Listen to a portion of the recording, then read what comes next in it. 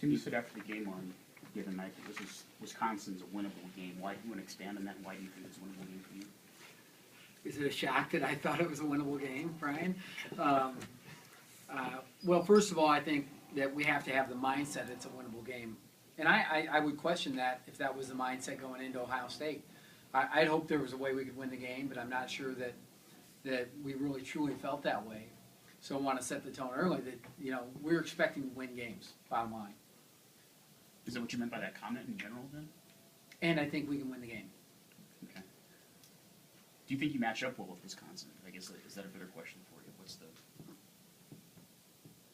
I think Wisconsin's a good team. I think people are, up in arms that their record's only what it is, and they're really a good basketball team.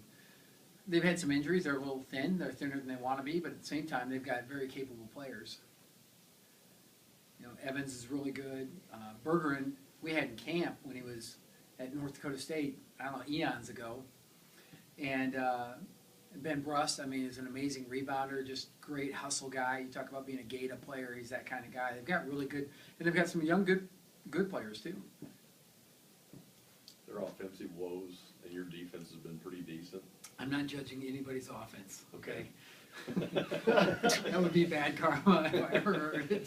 That's fair, right? I kind of walked into that. Yeah, they, I'm not sure what their issues are. You'd have to ask Bo.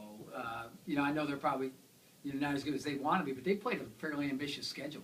At Florida, Creighton in the Las Vegas deal. They haven't exactly run away from people. How's Andre Almeida feeling?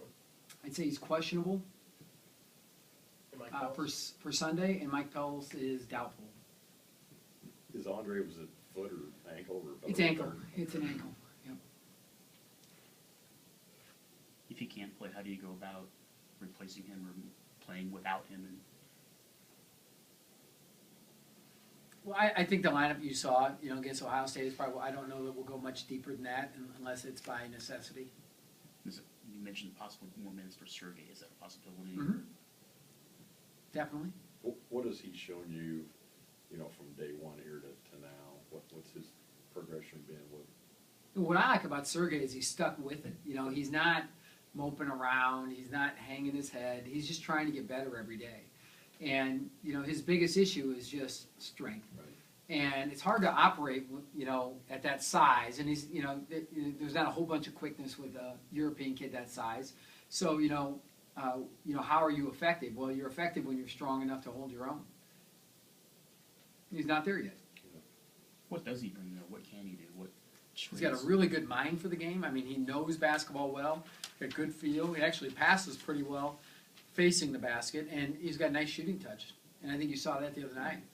Took one good shot, I thought he made, and then he made one tough shot. But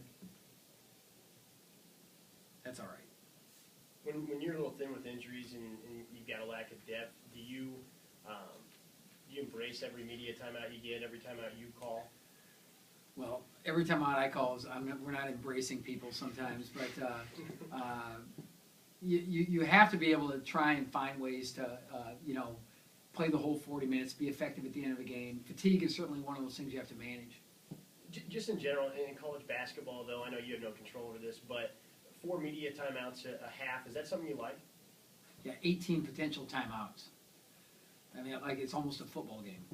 I don't coach football. And thank God for that. It's a lot. It's a lot.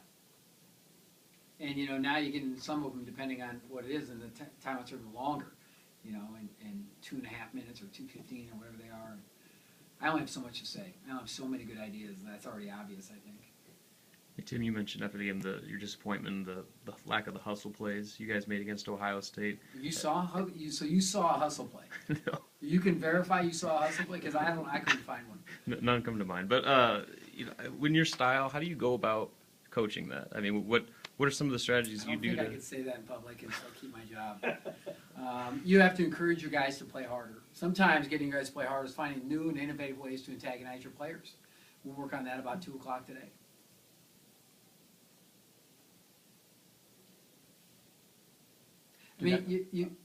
It's got to be uncommon, but I understand sometimes you look at a game and you're like, holy cow, they're good.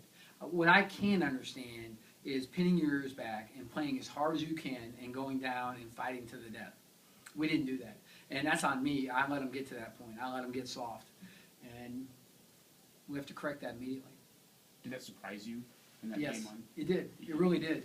Yeah. We hadn't practiced soft, but I hadn't put them in a, an environment where they had to overcome a whole bunch of obstacles in practice. Made it life more difficult than it needed to be, and that surprised me. I thought we'd show more fight than that. It was just the atmosphere and the setting. I mean, that's a big building in Ohio State. It's a hockey building. Let's It not is. make no mistake about it. It's It a is hockey building. Thank God we don't have a hockey building or a future one either. But just them being in the top 10, and I mean, did your guys go in there with their eyes wide open? Maybe, I don't know. There was very few guys that have ever played in that kind of game. Brandon, Andre, but yeah, that could have been some of it. There was no doubt about like our freshmen. I thought our processing still,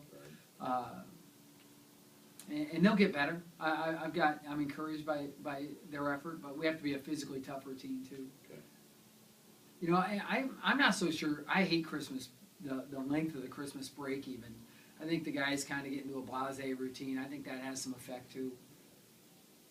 Last game, Ray shot 15 3-pointers. Is that something that, I know that's a big number, but do you want your guys to go out there with the attitude, shoot to kill, shoot to win, instead of playing not to lose? Definitely have to play to win. There's no doubt about it. We put Ray in a difficult spot too. Sometimes we're forcing him. We're running actions for him, and if he's not scoring, who is, so to speak. And I thought the one thing that Ohio State did really well was defend us in the 2-point area. Our numbers were like 11 for 35, like 11 for 35 from 2. So anytime we were inside the paint, it didn't go that well. And so Ray shooting threes is as good an idea as I've got right now.